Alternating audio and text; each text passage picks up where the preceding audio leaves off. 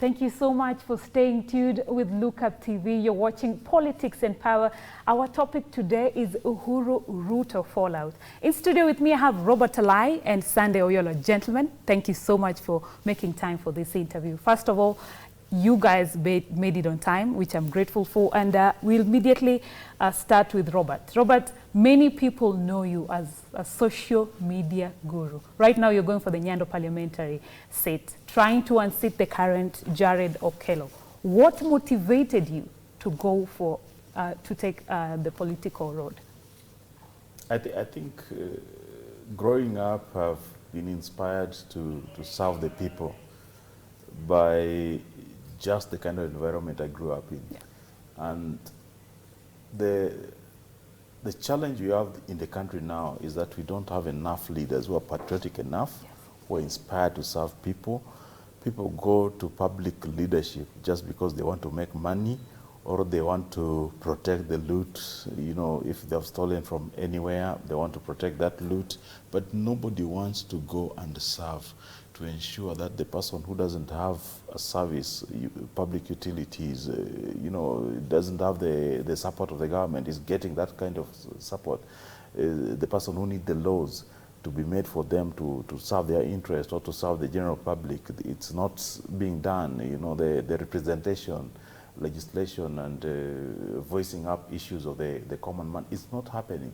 If you talk to the common man and you ask them, where is your current MP? Because, you know, even serving in the social media, you get a lot of requests for you to highlight the issue of the common man. But the problem is that you ask them that, but you represented some people, MCA, Senator, Women Rep, MP, yeah, where are they? They say they don't receive their calls, or they don't know where they are, or if they contact them, then they act like they are not concerned about the same issue. So this is where I think we need to separate public service and private service, because if you want to make money, please go to private service. If you want to serve the people, if you want to cause a sleep and ensure that the public or the people you serve get the services from the government as they should, or even the private sector is doing the right thing in the environment or in the spaces they operate in, I think that's why I want to go into public service. So, Alai, you're all about change. I'm all about change and I'm all about service. All right. What Alai may not have added that him and I are an alumni of the Young Leaders Development Program, yes, YLDP, way back in late 90s. And we were under the youth agenda. And we later formed something that was called the Young Leaders Network. Yes. And we were picked, irrespective of where you come from, across the country. We met everyone. That was the first time we met. And then we didn't have the Facebook, the WhatsApp. We only had, even on Facebook, email, it was email. Yes. And then I was actually one of the coordinators there. That is when Alai started asking questions. And it was on Facebook, it was on email.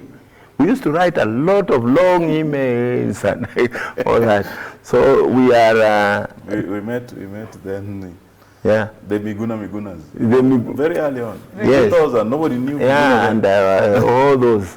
Yes. So, and the rest is history. But that was the incubation. Okay. And we urge that the youth agendas and other youth organizations should still do what we did then.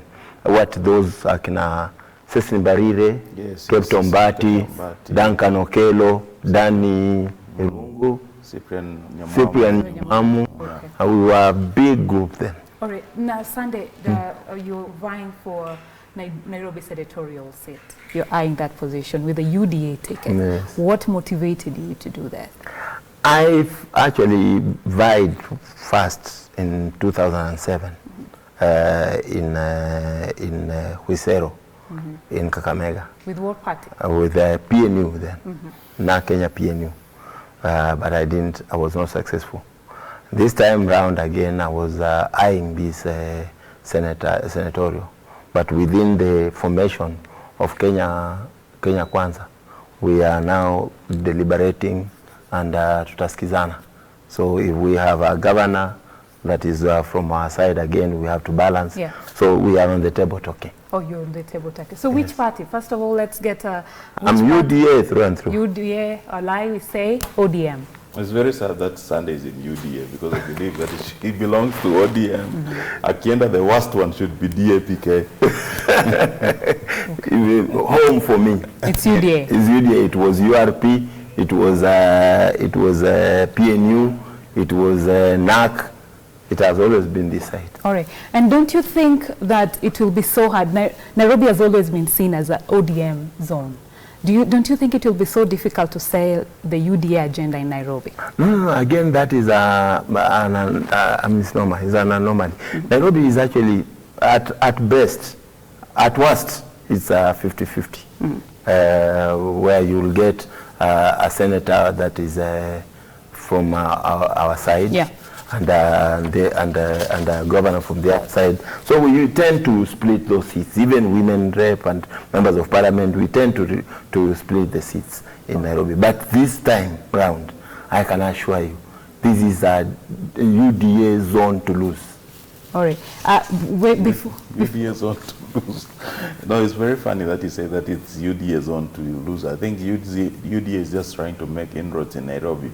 It's facing challenges. It's not sure. It tried the governorship with Margaret Wanjiru.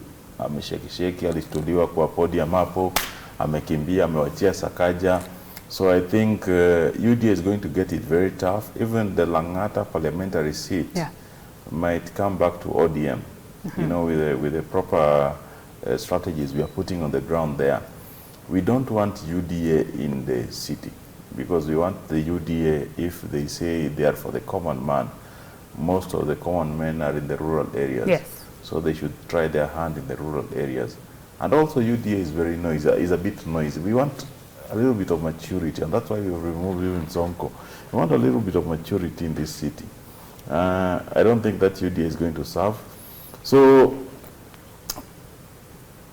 at worst, the city might go to Jubilee and ODM. Okay.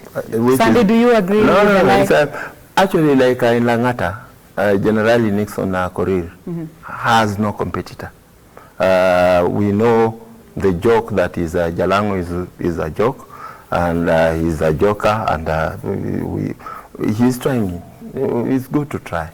And then we also know that the work that Nixon has done in Langata works for him very okay. Secondly, Nairobi, you must be told that the Nairobi voter is very enlightened. Yes.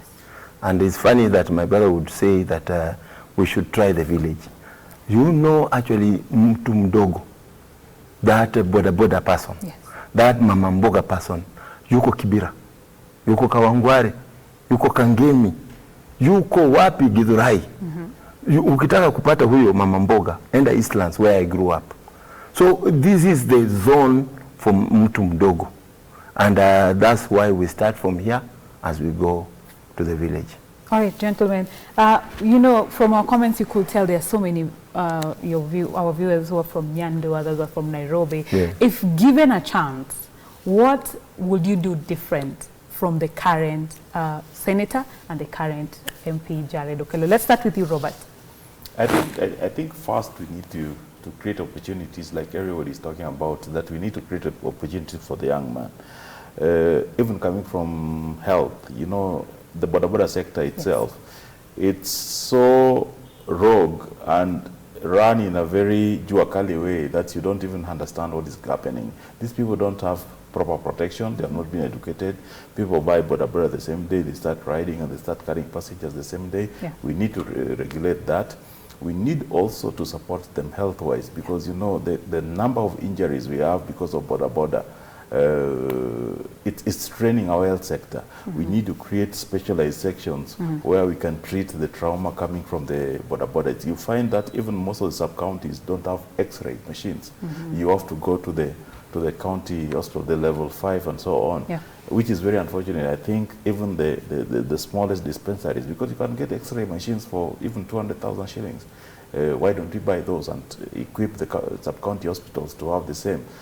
Now, boda has brought in a new disease, that you find that pneumonia is now high. It's killing people more than HIV and malaria. Why? Because people are riding without protection. People are being exposed to bad weather. People are being exposed to when they're riding these machines. So I think Boda is doing us a very big disservice. It's not a bad thing. Yeah. We need to regulate it. Also, even the food security. If you check, if you check the production, the productive economy, the young people who are supposed to be in the farms would rather go to the market, get 100 shillings or 50 shillings or 200 shillings instead of going to the farm and waiting for the produce for 6-7 months. So I think we need to find ways of balancing off, see how many people, how many border borders can operate. In Nyando alone, we have more than 1,200 border borders. You know, if you ask them how much they get from the ride every day, you'll find an average of 500 shillings, 300 shillings. You know, if they go to 1,000, that's too much. But everybody's still trying to struggle. And look now, most of the border riders are being exploited. These machines cost 30 shillings in India and China, but they're being sold here for up to 300,000 because they pay on higher purchase, which is they now pay 3 times more than the 100,000 shillings if you are going to buy them in cash. So I think there are a lot of opportunities. If you look around, it's going to open up our eyes. The other thing which I think, I have a lot of things which I just imagine, because this is not something which I've thought. It's something you're passionate. I'm very passionate about this thing.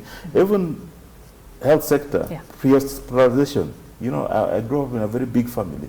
It means my dad could not afford to take her to the hospital. So there's a book we survived with. It's called The Where There's No Doctor. But I still believe that we are making a mistake now, that every disease will take people to the hospital. I think there is a challenge that we need to empower our people to know most of the diseases, to ensure that before you go to the hospital, some of them you can treat them in traditional ways, or you can find local remedies in the local chemist. Instead of everybody going to the hospitals are jammed, or you are charged more. You know, I'm very happy with the universal healthcare, but I think we can still do more. In education, a lot of opportunities. We equip our labs with ICT materials. We ensure that the schools are also ICT enabled. Microsoft and Google is giving a lot of products there to support the schools. The schools throughout this country should be connected to the national fiber optic backbone, the NOFB. You know, nobody knows that that facility exists. It can change the lives of people here, because you get, but especially now with the CBC, you get a lot of materials from the internet, you know, in a very regulated environment to empower the common man. Most of our farming, we're still doing very manual farming. We need to mechanize, you know, even planting, harvesting, and loading sugarcane in my area. The biggest cost to the farmer who does sugarcane, who plants sugarcane, is somebody called Obanda. And Obanda is basically somebody who cuts and load the sugarcane on a tractor. You spend an average of 6,000 to ensure that on Obanda, to ensure that your tractor goes to take the sugarcane to the factory. It's very exploitative, and I think there are ways of cutting cost. There's also ways of ensuring that we can mechanize the harvesting so that it's done faster. There's also opportunities in transport in that regard. So I'm very much prepared, and I'm very passionate about public service. All right. So you're talking about tapping untapped opportunities. Yes, a lot of untapped. Over to you, Sande. Something different from Johnson Sakaja. Sakaja has done a good job. So far as a legislator. Yes. And the work of a legislator is actually just proposing policy for implementation by a willing government, by a government that has goodwill. Yes. When a government lacks goodwill and the priorities are wrong, like for example, you just decide that now you don't want to do the agenda for agenda programs that you promise the people, and you decide to go for shortcuts, things like BBI and handshake that are mirage, then you lose the whole nation, because you lose time and you never get it. But back to what my brother is talking about, like issues of border, for example. Yes. Even in this city. Border, why we are even having a lot of accidents is because we have criminalized small businesses. These young people, and even now the Uber in town and the Bolt, are running away from the kanjo They are running away from the police. They are running away from some corrupt officers. So they are always running away and causing mayhem. So we, first of all, as UDA government, we have promised to decriminalize small businesses. A hawker must be treated as a respectable business person. A boda person lazima aheshimiwe, na hiyo biashara needs to then be able to be centralized, brought into the system, brought into taxable regime, so that the guy is respected and planned for. Right now the guy is chased like a dog everywhere on the street. So it becomes, and that's why even in the rural wanakimbia, because you don't know nani anakufuata, kama ni 99 na nini utaanguka. That's it. It's not planned for. Have you seen paved roads for borders? They're not there. No. So they are in the same, struggling in the same lane, a small street with a truck, in the valley and what have you. We have said that we are going to decriminalize small persons' businesses, and that is a key. The second thing is that by December this year, with UDA as in government, we are going to take care of the issue of health. So that, yes, it's true, ukienda hospitali utapata hao watu miguu zimehang kwa nini. Nowadays, by the way, there are, you go to Kakamega, you go to Kenyatta Hospital here, you go to Kiambu General Level 5 Hospital, utapata wing ambayo inaitwa ya watu wa boda boda. But we shouldn't, some of them are even discharged and they cannot leave. Some of them are given substandard service. Why? Because they can't pay for more. We are saying NHIF by December, kila mama, wewe boda boda, wewe mama mboga, you will have your card. Wacha hii mambo mchezo tunafanya. So is that where we say the bottoms up? You're looking at the small. Don't say the bottoms up. It's bottom up. Okay. Now the bottom up will then be attending to that woman, that man, that young man. Kutoka mashinani ikimleta juu. And it is simple, my brother. We are saying, currently, we pay, you and I, pay 500, between 500 and 1,700 for NHIF. Mimi nalipa na Dr. William Ruto the same amount ya NHIF. Mama mboga analipa 500. Ukiangalia 500, huyu mama anapata labda how much? Labda 3,000 per month kutokana na kuuza zile mboga zake. Analipa 500 from 3,000. Mimi labda mshahara wangu ni 400,000, nalipa 1,700. Okay. Ule deputy president analipa 1.4 million, analipa 1,700. Tunasema hapana, kitu tutafanya ni kwamba tuende, kama ni percentage, kama ni 8%, kila mtu alipe 8%. Ule wa 3,000, ule wa 400 na ule wa 1.4, tutakuwa na pesa enough ambayo zita run system. That is the true universal healthcare. Lakini hii sasa ni wizi. Sorry to cut you short. We'll be going for a short break, but when we come back, we'll be dissecting the main conversation, which is President Uhuru Kenyatta's relationship with the Deputy President William Ruto. I have Robert Alai and Sande Oyolo in studio to do that for us. We'll be watching Politics and Power. My name is Macharia. In studio, we have Robert Alai and also Sande Oyolo, dissecting the relationship between President Uhuru Kenyatta and his deputy William Ruto. First of all, gentlemen, let's dive into the elephant in the room. When we added Raila to the matrix, the Jubilee matrix, complicated the relationship between Ruto and Uhuru. What do you make of that? Because there's been public spat between the two. Is it, do we say there's been, is it a bare knuckle in terms of politics? What, Alai, let's get your reaction on that. I think there have been a lot of differences in the camps, you know, between the president and the deputy. But I don't think that Raila is the cause, because, you know, like C.S. Keter said recently, is that, you know, he thinks that the decision to sideline William Ruto came way before Raila came into the picture. So I don't think they need to blame ODM or Raila on this fight between the president and the deputy. I think it needs to be said that maybe the role of the DP ended, at some point, and maybe Alijua, he knows what he did to the president or to the Jubilee wing. So I'm very hesitant to blame it on Raila. Your reaction, Sande? And where did the rain start beating us? For sure,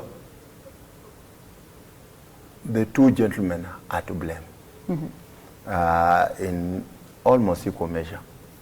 The greed of Raila to get into every government after election, he did the same with Moi in 1997. He did the same with Kibaki. After causing a lot of mayhem in 2007, he ended up on the table. He did the same with, he had to do the same with Uhuru, because they called for him, he can't bear it. So that greed of him being in power, even when he doesn't win elections, that is constant. So it met with the greed of Uhuru Kenyatta, because now Uhuru Kenyatta wants to still sustain himself, even in perpetuation. Yes. Uhuru Kenyatta feels he's young, and with the lies of Akina Atwoli telling him you are not old, he doesn't remember that Obama, a statesman, real statesman, when it came time to leave, he left because that's what the Constitution said. So the two egos of dynasties, people who think they own Kenya, their fathers were the owners of Kenya at independence, and they think even many years after independence, they still should own us, and then their children will own us, our children, and then their grandchildren will own our grandchildren. That is what these guys met in a room and decided that they want to make this Kenya their own private entity, which we must refuse. All right, Sande here says Raila is motivated by greed. Alai, your reaction? I don't think that Raila is very wrong to say that Raila is motivated by greed. I think the person who was really sacrificed for this country, if it was greed, Raila would not be very close to anybody who is being called greedy. Raila has really sacrificed for this nation, personally, in a very huge way. Staying in prison for 9 years, living with some of the scars he has lived with, even professionally. If you are looking at the professional politics in this country, a lot of leaders who came even after Raila has made billions. But Raila has not made a lot of money from the politics because he has not commercialized it the way some of our leaders have. So I think it's a very big personal sacrifice. Raila, the best person suited now to take Kenya to the next level, is the person who knows the history of this country from the independence, who participated in the second liberation, and is going to bring the third liberation, which is the economical liberation of this country. Is going to ensure that people are going to be self-dependent and not rely on the corruption, nepotism, and the greed of the leaders of the day. It doesn't matter where you are born. It doesn't matter what ethnicity or the size of your ethnicity. I think Raila is going to give people a very fair playing field if he's president. You can see that from the time he became president, from the time he became prime minister in 2007. Even the kind of work he did under the Rainbow Coalition. I think Raila has performed fairly well. He has distributed even the seats to almost all sections of the country to ensure that even some people like the very marginalized in the northeastern and so on got a chance to serve in the government. And even now, the platform they got to become, if you check even the Somali community this day, they became almost the second most powerful ethnic group. But some of those foundations were laid by people like Raila, who uplifted their leaders and told them that you can give your people fair opportunity in leadership and ensure that they serve. People like Kadendwale are students of Raila. Khalif, Elmi, so on. So I think Raila, if you are talking of greed, Raila would not be the person you're talking about. But also President Uhuru, we disagreed, and in the second term I supported him because I believe that it is very hard in this part of Africa for a young president like Uhuru just to leave the presidency after one term. We don't have very mature institutions to ensure that transition. I think President Uhuru is going to emerge as one of the best statesmen after 2022. And emerging as a statesman and also emerging as one of the best politicians, political strategists. And you're just seen by the body language what he's doing is giving others opportunities, saying that this leadership has been rotating between two communities. Why don't we give it to others? He's not giving to others because the two communities cannot produce a very qualified candidate. He's giving to others because he's uplifting the chances of others and giving their spirits a chance to lead this country. Because he believes that if he does that, then he's going to leave a united country. And that's what his intention is. So I think that one is very hard, sitting the way at the position he is in, the president, the commander-in-chief, and doing that, and also sitting there as a community, as the leader of the community of Central Kenya. For him to do that is very magnanimous, and I think we have to appreciate President Uhuru, that Moi didn't see that, Kenyatta didn't see that, Kibaki didn't see that, but he has seen that. It's very unique, and I think we have to give him that for the sake of prosperity of this country. All right, Alai. Talking about billionaires and Raila in the same line, you have to be very careful. Raila, actually, if you Google, he's among the richest billionaires. Actually, we call him a billionaire miser. Because he doesn't spend his billions. People spend on Raila. Raila doesn't spend on anybody. Raila is the owner of Kenya molasses farm in Kisumu, and several hotels in Kisumu and on the coast. All right. And Raila, you may probably in your house you are cooking on Raila cylinder. Gas cylinder. All right, Sande. And owns almost everything. He owns almost 3/4 of Kisumu city.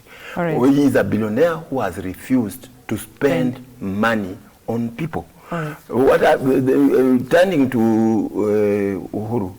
Uhuru can now not pretend to be the magnanimous.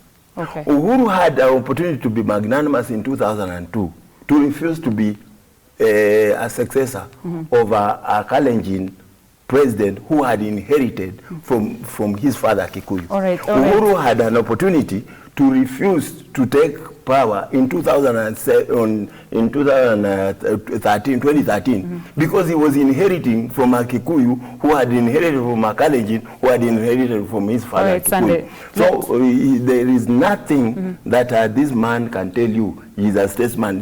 First of all, he's misleading. He's mishandling transition.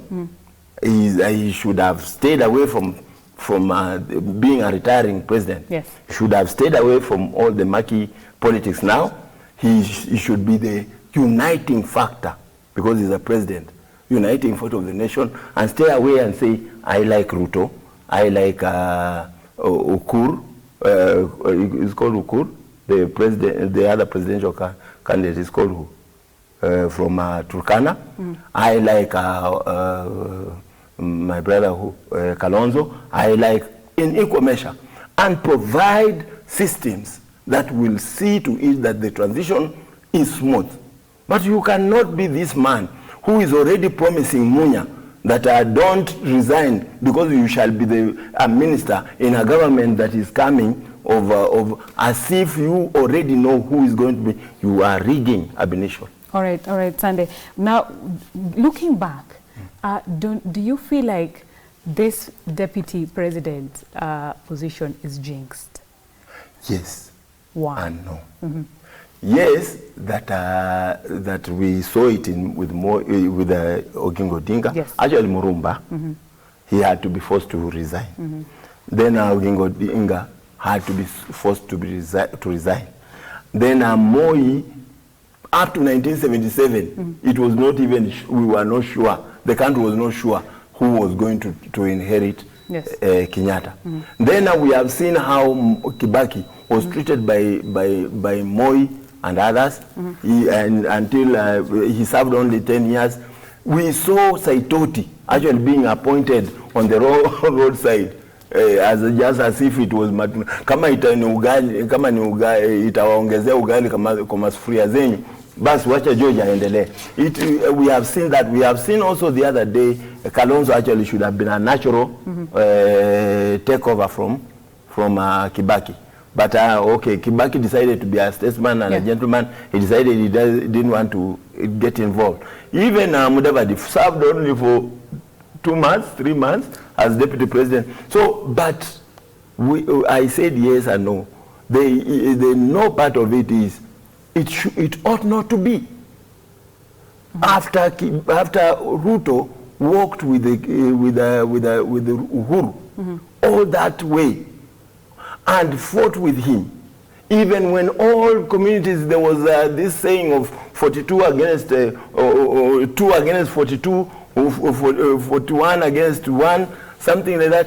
He is the only one who went back to his community and told them, let's go. You see, Anne, what ought to have happened is a president ought not to have lied to the nation by telling the people, the country, yangu kumi, ya Ruto kumi, and then you get somewhere you know for sure you are not going to honor that. It is wrong. So that's why I'm saying Uhuru has had an opportunity to change that history, and he has removed. But my presidential candidate, Ruto, has promised more than one time that he will not see that happen under his presidency. Alai, let's get your reaction on, is this position jinxed? No, I don't think that it's jinxed. I think that it depends on the current holder, and I think that the temperament, I'm realizing here that Ruto is emerging as a very bitter individual. And I didn't think that it would trickle down. Now he has a trickle down effect of the anger and animosity, and it's coming back to the supporters like Sande Oyolo. I don't think that they need to be very bitter with President Uhuru. I think that this is a very game. President Uhuru has not done anything illegal. He's playing a very fair game. He's young still. If he decides to retire, well and good. If he decides that he's still young, he still wants to play in the politics of the country, even if he wants to run for MP, the Constitution allows him. He can go and run as an MP somewhere. So I think they need not to be very bitter with President Uhuru. The other thing that they have said that, Raila is a mice. I don't think that Raila is a mice. Have stayed close to him. One thing that Raila hates is any time people try to announce what he has given to anybody. If you go to Raila, and even December, when he hosts the student, he pays fees for hundreds and hundreds of them. Even Mama Ida, they do quite a lot. They do quite a lot, but it is something which they keep off the media. Even if you travel with him, you go to places like Turkana, Kilifi, Kwale, what, and he goes to a church or he goes to an orphanage and sit down and eat with the kids. He tries to keep, and sometimes you tell him that but this one will give you some mileage. Say no, there's some things you don't look mileage from. And that's Raila as a person. So I appreciate the two individuals, but what I would urge the UDA wing is that they need to very much, in respect of the president, they also need to know that if they don't agree with the president as strongly as they should, as they say, then they need to separate from the presidency, because the UDA aspirant has refused to resign from the government. It's very bad for him to sit in the National Security Council, but still complain of security. Today, see the kind of diplomatic mess he has raised in the country. Just right now, he has issued a press release and signed by Hussein Mohammed, which I think is a very wrong way. He should have done it himself and apologized and said that, he's not a perfect being. Maybe it was misinterpreted. But he should have done that himself. But he has raised a diplomatic role with a friendly nation, a nation which doesn't even share a border with this country, but we share a region and we share commonalities in this region. When you try to deride and to belittle them and to look like they are not equal to you in the League of Nations, then it looks so bad, especially for the office of the deputy president. And you saw the complaint from the ambassadors and the ministers and the senators in the DRC. I think the deputy president can do much better. the behavior currently is very unwarranted, and I think that you need to cool off. You need to. What is going to bring chaos in the elections? It is not the action of the common man. It is the inspiration they get from the leaders who are in the higher offices. And if the deputy president is going to emerge from rallies bitter, angry, looking like he's going to slap somebody who is shouting or blowing vuvuzela next to him, I think it's going to look bad on him. But many have been arguing President Uhuru Kenyatta should have been the bigger person in this case. What would you say about... Bigger person in what regard? In terms of not responding back to... the president has not responded to Actually, let's look at Mombasa. It has started it. He's not responding. Actually, the deputy president is responding. When you are told that you are leading the country from a rooftop, then you have to put it clear. So the president has actually just gone wrong. So he needs to be redirected, and that's what the deputy president. Why do Uda suspect that everything which is wrong, if corruption is mentioned, tunafikiri ni sisi. If people standing on rooftops, Alai stands on rooftops. I've been on this rooftop for how many times? Maybe the president was talking about it. Because he doesn't remember Alai since he kicked you out of State House. He has a very short memory. Our president forgets people who have done good things for him, including my brother Robert Alai. And that's why he doesn't remember you. Now he remembers the deputy president on the rooftop. My sister Anne, let me tell you, the issues of what will cause chaos is not about what the deputy president says. Yes. The issue that will cause chaos is what Sabina Chege says. When she says that they plan to steal elections. The issues that will cause chaos in this country is what Matiang'i says and does. What Kibisho says that they don't care about anybody, they only care about what they will do. That is what will cause Kibicho. That's what P.S. Kibicho said, that he cares about the work he's supposed to do.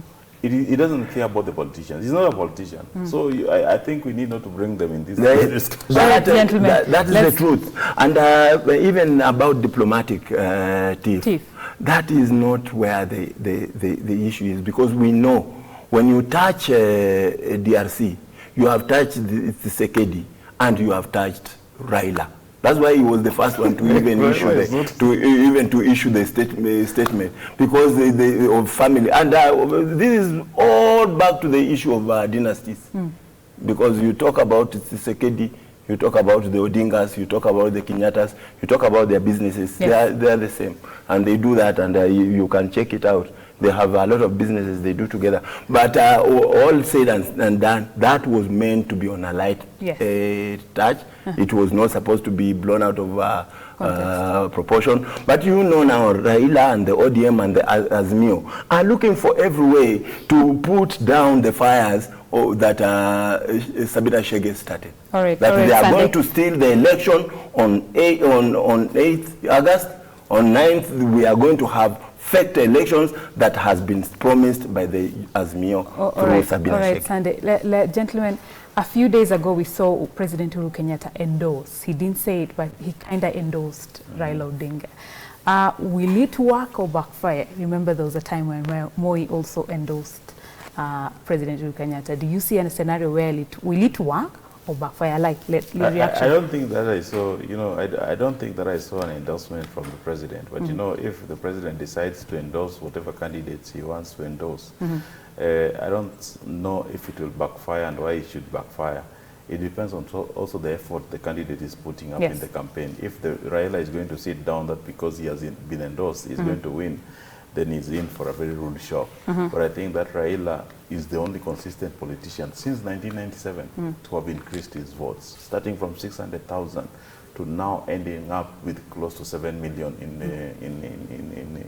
2017. I think it's a very big feat. It's an achievement. He has always increased. There is no election period where Raila's votes have been reduced. So, and that one is very inspirational. So the only way Raila's votes can go now is up. So now expect Raila to get more than 10 million votes with the kind of combinations, the kind of alliances he's building in central Kenya. In Ukambani, central Kenya is going to get more than 70%. Ukambani is going to get more than 80%, 90%. Nyanza and Western, 85% assured. The coast, that one is going to whitewash. The only place, and Rift Valley is going to get 50%, because Rift Valley is half. Deputy President might only manage around 50% of the votes there. So I expect Raila's vote to go very high in 2022. He expects a lot of effort put in the campaign. You see how UDA is complaining. Everybody is thronging around, and most of the people attending these rallies of UDA of Deputy President Ruto, they expect money. People expect a youth group, women group, border, SACCO, be given 100,000 shillings, 2 million shillings, 1 million shillings. That's why people throng those rallies. They don't. Raila taught us one thing in politics, that you can't buy support. Anybody who you depend to support you because of money, that one is not your true supporter. So, and this one we are experiencing now with UDA. You are seeing just Raila's forays in central Kenya started in September. And between that period, Ruto had 85%. And now Ruto has less than 50%. This thing is going to go down.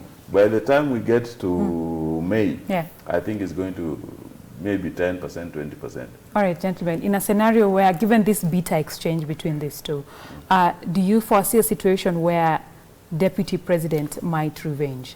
Just in a few words, what do you think? What? Revenge.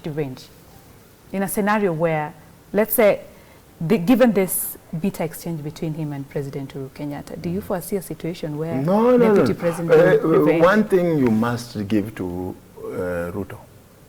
Ruto is a Christian and a practicing one.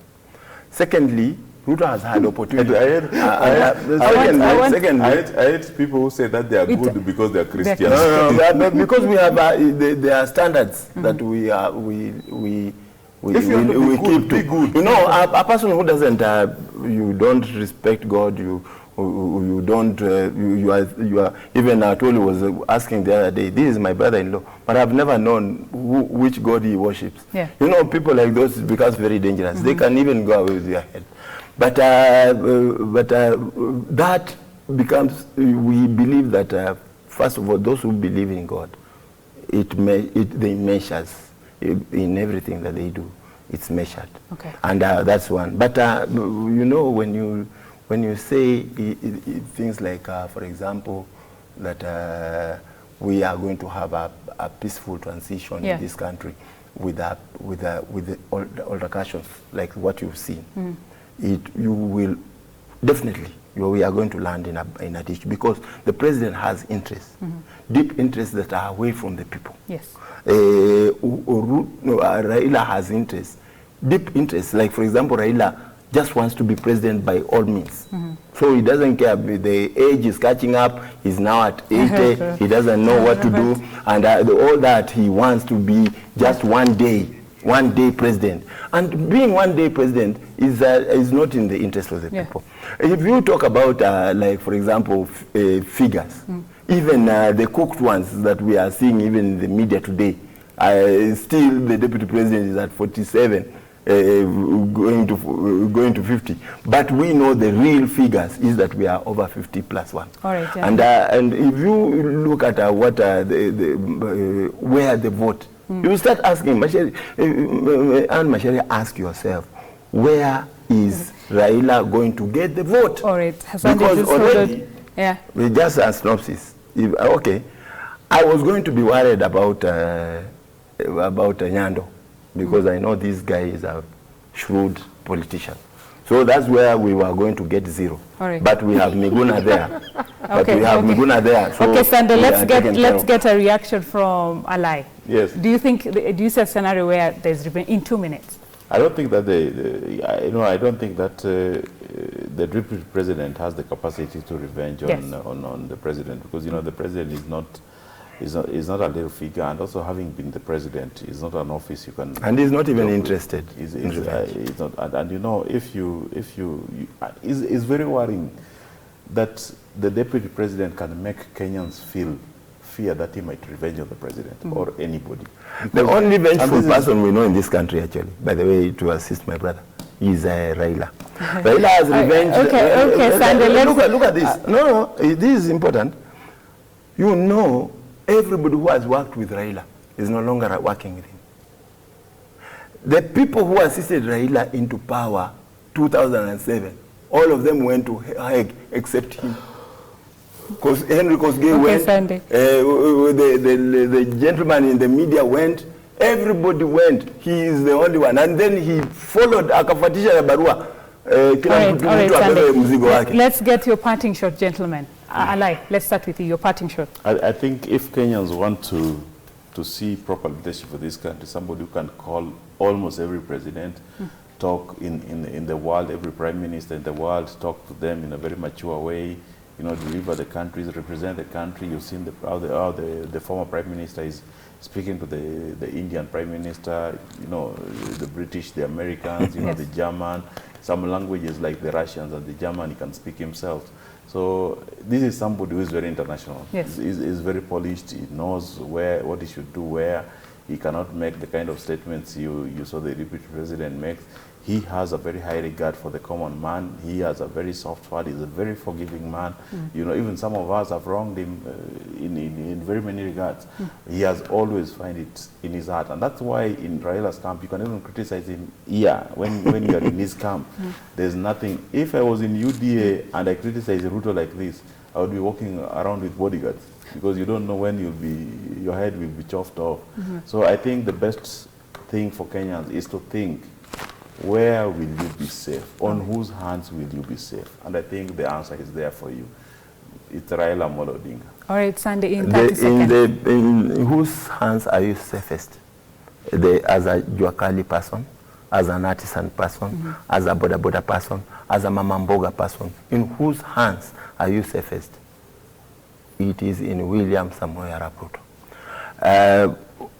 Raila had his moment. We all loved him. We all followed him when he was stronger.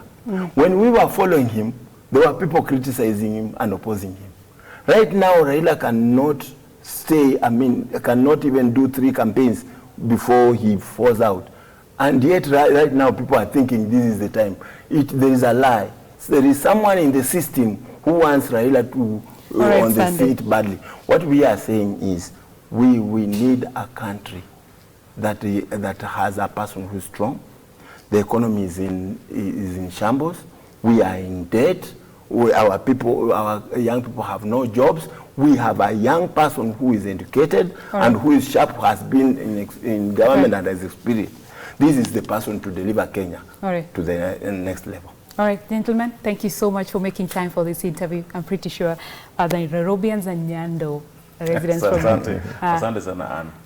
really grasps a few things from you guys. And this has been Politics and Power. My name is Macharia. Until next Wednesday, good night and God bless.